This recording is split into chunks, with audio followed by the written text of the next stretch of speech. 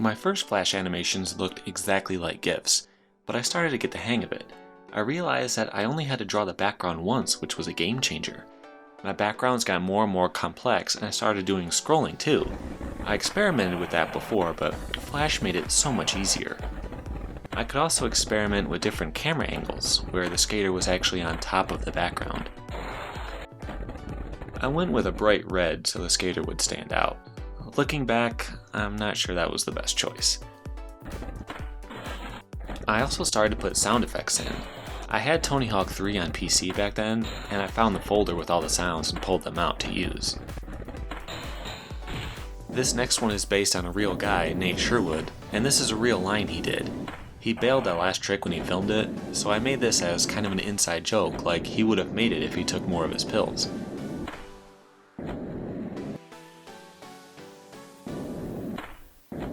Next are a couple of freestyle lines. Interestingly, I actually filmed the last part of this one, the rail whip to heel flip thing, in one of my Flatland 15 videos. I completely forgot that I ever animated it. On another note, you'll see my name pop up here and there in the clips, usually as a graphic on the deck. People were starting to steal my work, so this was my way to sign it. It was still possible to get a Flash decompiler and make edits, but I wasn't going to make it too easy. One of my other ideas was to draw a skate park and figure out lines to do. I only ever got these two. I think the idea came from the Tony Hawk series on Game Boy Advance. It gives you a fixed view like this and lets you skate around in 3D. After that, I started to try doing a cartoon skater instead of a stick figure. It is a ton of work. Next up is a game I made as a project in high school. It's pretty simple. 4 flip tricks, 4 grinds, and 2 obstacles. You can see everything the game has to offer in a minute or two, and it can get glitchy.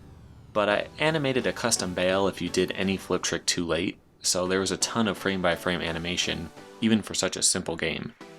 After a while, the game kicks you out and tells you to go skate. And then I thought, I need to try 3D. This is my first and last attempt at that. It's insane. I've got tons of respect for people who can actually do this well. I am not one of them.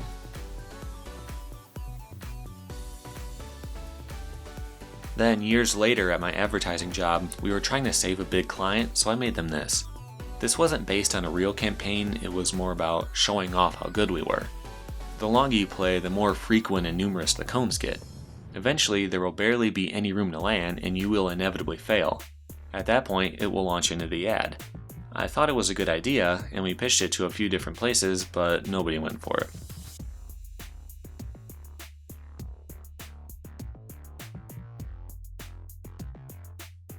Well, that's all I've got to show for now. Thanks for watching.